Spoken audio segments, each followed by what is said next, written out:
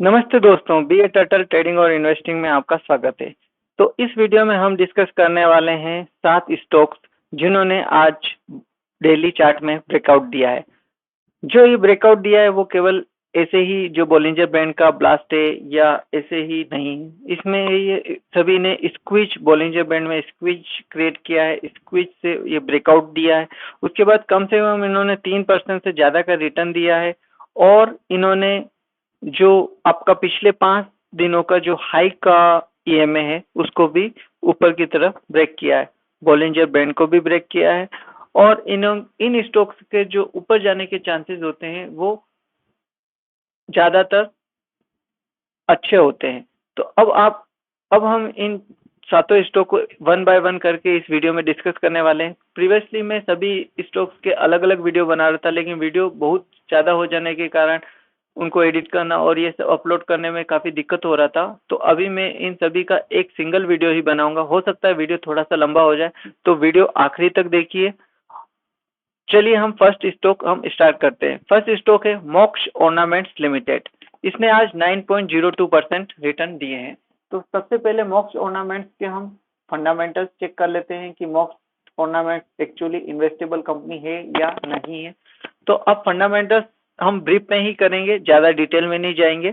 तो ब्रीफ में आप देख सकते हैं आपकी आरओसी जो 5 ईयर का है और प्रॉफिट वेरिएशन पॉजिटिव में, रिटर्न ऑन इक्विटी भी पॉजिटिव में है, फ्री कैश फ्लो नेगेटिव में है, बुक वैल्यू से डबल से कम पे ट्रेड कर रहा है। मतलब एक इन्वेस्टेबल कंपनी है जिसमें आप इन्वेस्ट कर सकते हैं लंबी अवधि के लिए और मध्यम अवधि के लिए भी। चलिए इसका हम चार्ट भी देख लेते हैं। तो चार्ट में ये क्या बता रही है और क्या हुआ है आज का। तो सबसे पहले हम इसका डेली चार्ट देखते हैं जहां पे इसने आज ब्रेकआउट शो किया है। तो डेली चार्ट में आज इसने बोलिंजर बैंड ब्लास्ट किया है और जो 9.4% का रिटर्न इसमें शो कर रखा है। तो अब इसके पास सामने आप देख सकते हैं कि एक रेजिस्टेंस खड़ा है जो कि प्रीवियस हाई भी है, आप देख सकते हैं, जो कि 15.23 की प्राइस पे खड़ा है। तो ये अभी 14.55 पे है और 15.23 की प्राइस पे एक रेजिस्टेंस खड़ा है। तो आपको जब ट्रेडिंग कर रहे हैं तो आपको या इन्वेस्ट कर रहे हैं तो आपको इस चीज का भी ध्यान रखना चाहिए। तो हो सकता है कि ये इस प्राइस को टच करके अगेन ईएमए के सपोर्ट पे आए, तो हमें ईएमए के सपोर्ट पे भी हम इसको बाय कर सकते हैं। या दूसरी पॉसिबिलिटी है कि ये इसको ब्रेक करके ऊपर ही क्लोज आए, तब भी हम उसमें अपनी पोजीशन बना सकते हैं। अब इसका हम अगर आगे के रेजिस्टेंस और सपोर्ट की बात करें तो ये वाला तो ऑलरेडी सेम इसी के बराबर है और उसके ऊपर आपके पास फिर लेवल आपका 20 रुपए के आसपास का आएगा। ये देखिए 20 रुपए के आसपास को आपको रेजिस्टेंस मिलेगा। एक बार इसका मंथली चार्ट पे नजर डाल देते हैं जिससे हमें इसकी बड़ी पिक्चर क्लियर हो जाए कि ये एक्चुअली स्टॉक कर क्या रहा है और कैसा इसने अब तक का परफॉर्मेंस दिया है। तो आप देखेंगे कि ये स्टॉक 2021 में लिस्ट हुआ है जिसने अब तक की जो लाइफ टाइम हाई है इसका वो 61 रुपए का है। उसके बाद ये कंटिन्यूसली डाउन ट्रेंड में और पिछले 4-5 महीनों से जो कि अप्रैल 2023 है उससे ये एक अप ट्रेंड में आया है। इसने मंथली का जो आपका बोलिंजर बैंड का जो 20 EMA होता है उसको भी ब्रेक करके ऊपर में क्लोज हुआ है। मतलब स्टॉक में मोमेंटम आ रहा है और इसके ऊपर जाने के चांसेस बन सकते हैं, लेकिन आपको इसके रेजिस्टेंस को भी ध्यान रखना चाहिए जो कि नेक्स्ट रेजिस्टेंस आपका 15.23 और 20.20 रहेगा। तो आई थिंक कि अब हम दूसरा स्टॉक डिस्कस करेंगे। तो हमारे दूसरे स्टॉक का नाम है RV denim and export limited. ये बीएसई और एनएसई दोनों में लिस्टेड कंपनी है। इसने 8.4% का रिटर्न आज दिया है। इसके फंडामेंटल्स आप देखेंगे तो इसका आरओसी भी नेगेटिव है, आरओसी 5 ईयर का भी नेगेटिव में, आरओई जो है रिटर्न ऑन इक्विटी भी काफी ज्यादा नेगेटिव में है, प्राइस बुक वैल्यू के पास ही ट्रेड कर रही है, इंटरेस्ट कवरेज भी नेगेटिव, फ्री कैश फ्लो इस कंपनी के पास है। मतलब आपको क्या लगता है ये कंपनी इन्वेस्टेबल है?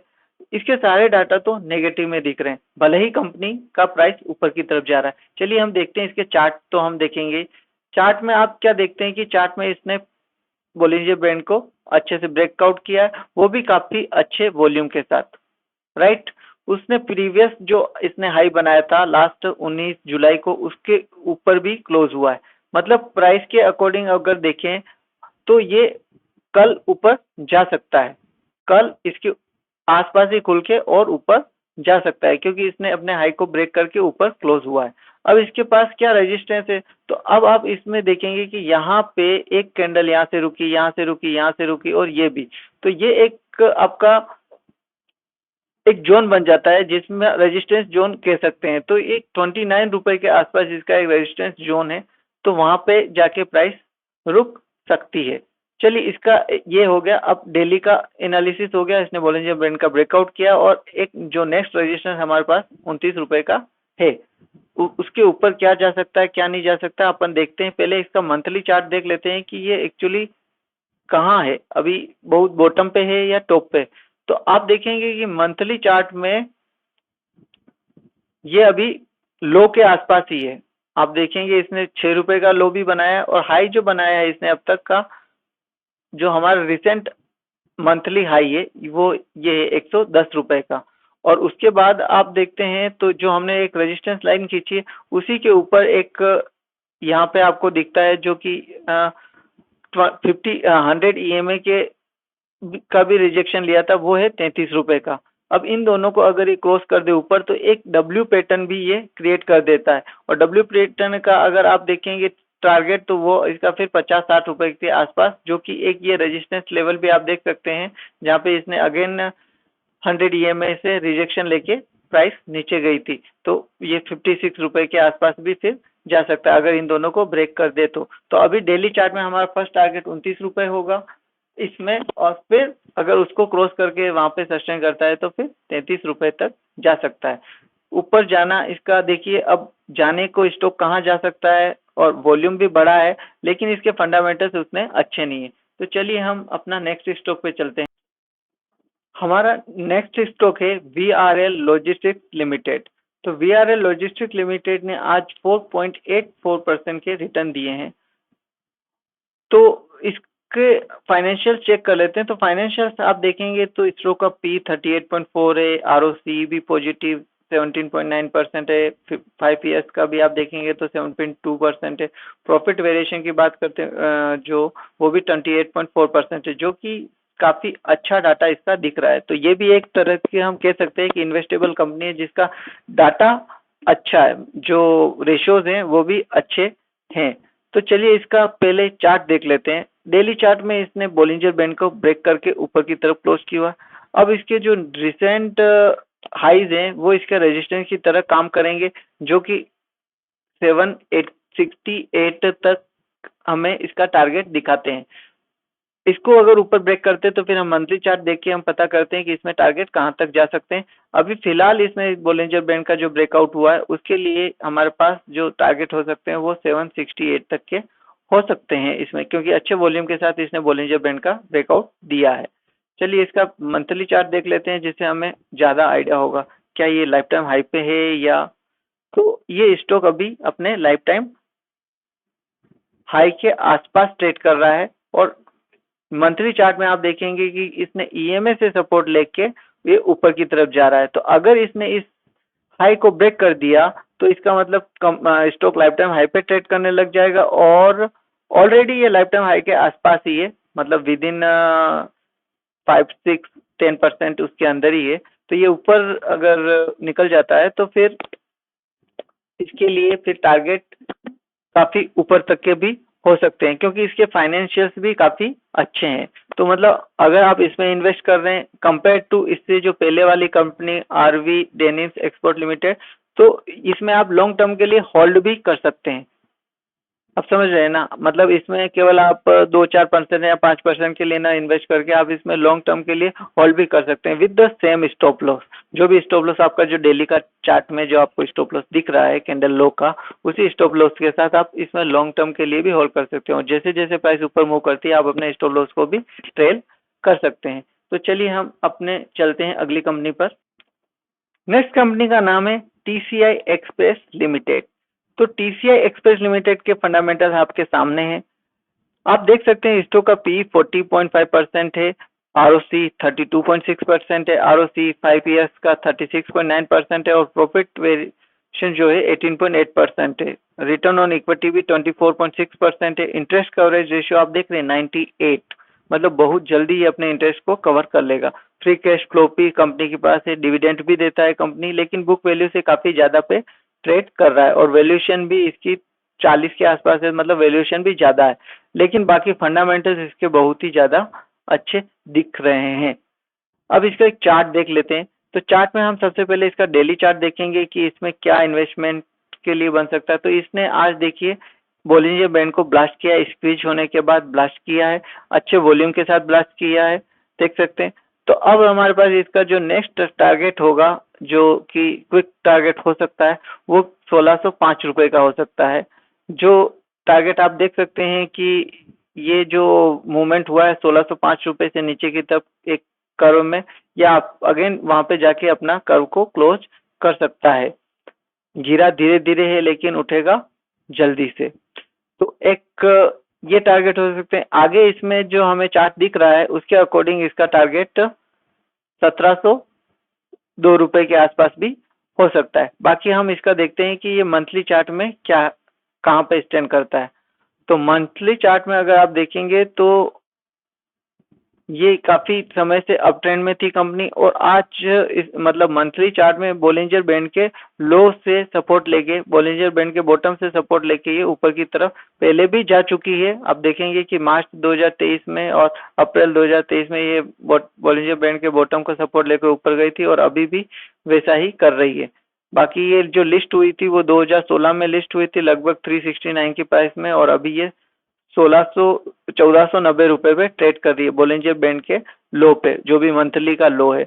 तो अभी आप जिस डेली के कंडीशन के इसमें अगर ये लेते हैं बोलिंजर बैंड के जो कैंडल ब्रेकआउट कैंडल है उसी के बॉटम का स्टॉप लॉस लेके, तो आप इसमें अगर ये दोनों लेवल भी ब्रेक करते हैं तो आप इसमें फिर लंबे समय के लिए भी रह सकते हैं, और लंबे समय का फिर आपका टारगेट हो जाएगा आपका 1879 रुपीज, और उसके ऊपर फिर आपका जो लाइफ टाइम हाई है, नहीं लाइफ टाइम हाई तो नहीं है वो, लेकिन फिर ये आपका टारगेट हो जाएगा 19।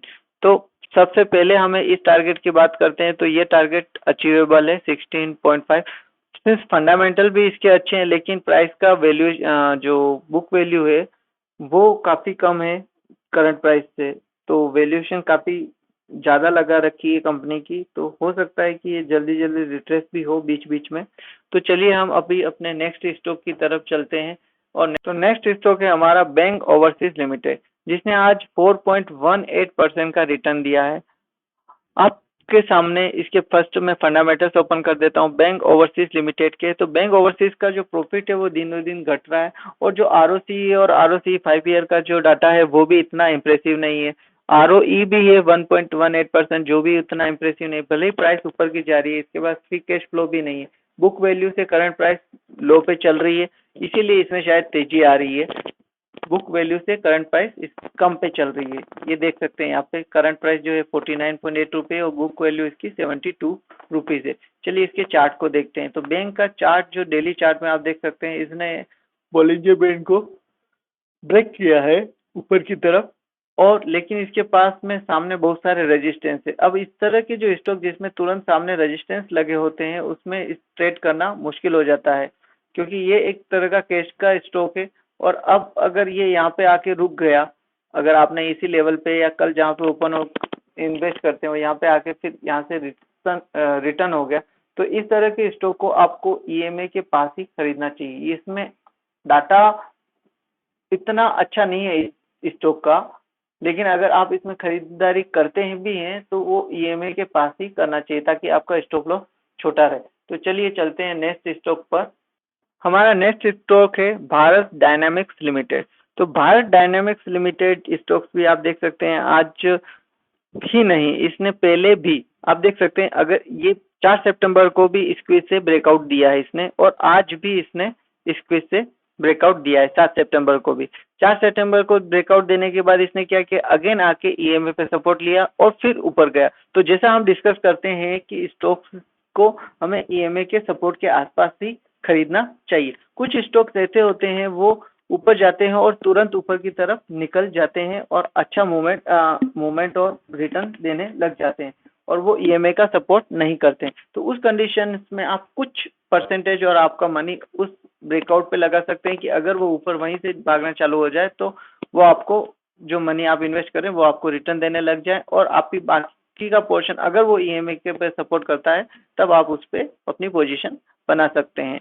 तो इसके जो बीडीएल के हमने फाइनेंशियल्स नहीं देखे हैं, तो पहले आप इसके फाइनेंशियल्स भी चेक कर लेते हैं। तो इसके फाइनेंशियल अगर आप देखते हैं तो P61.3 है, जो कि इसकी बुक मतलब आप कह सकते हैं वैल्यूएशन काफी ज्यादा लगा रखी है। बुक वैल्यू से करंट प्राइस भी बहुत ज्यादा हाई है, तो सेम सिमिलर आप वहां पे देख सकते हैं वैल्यूएशन इसकी काफी हाई है। रिटर्न ऑन आरओसी जो है वो 15.6 है, जो कि अच्छा वैल्यू है, और आरओसी 5 ईयर का भी अच्छा वैल्यू, लेकिन प्रॉफिट इसका बढ़ नहीं रहा है कंपनी का।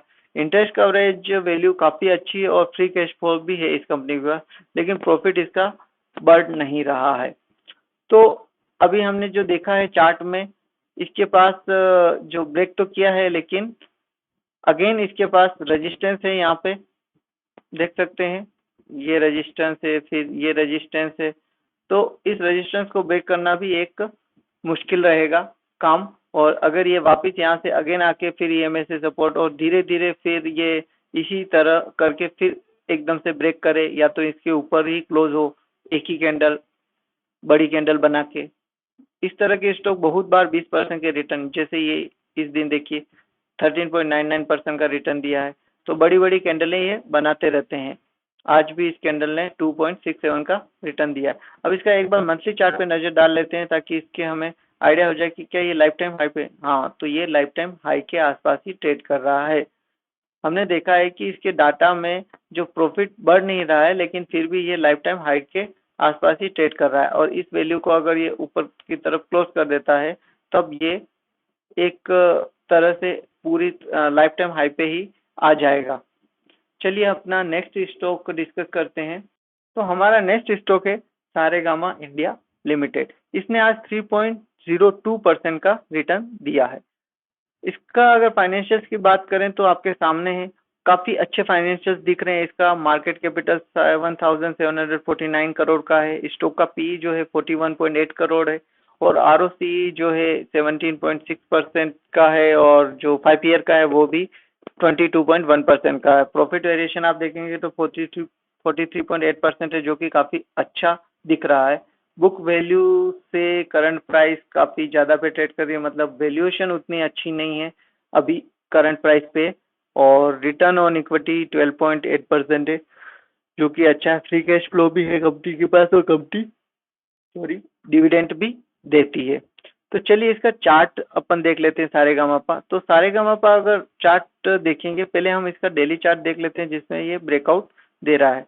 आप देख सकते हैं कि बहुत सुंदर वॉल्यूम के साथ इसने बोलिंजर बैंड को ब्रेक किया है, और इसके पास अभी फिलहाल में जो टारगेट रहेगा वो इसका लाइफ टाइम हाई ही है, वो है 458 के आसपास तक के टारगेट रहेंगे, जहां तक ये इजीली आई थिंक अचीव कर सकता है, क्योंकि अच्छे वॉल्यूम के साथ इसने स्टार्ट किया है।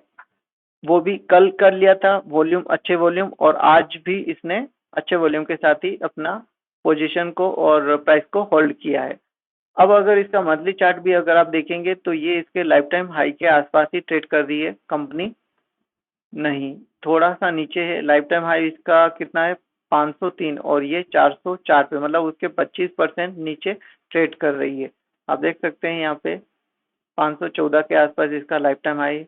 जो हमने टारगेट अभी बताया है इसमें वो 458 का है। अगर इसके ऊपर अगर सस्टेन करती है तो फिर हमारा अगेन इसका टारगेट 514 का हो सकता है, जो कि इसका लाइफ टाइम हाई भी है स्टॉक का।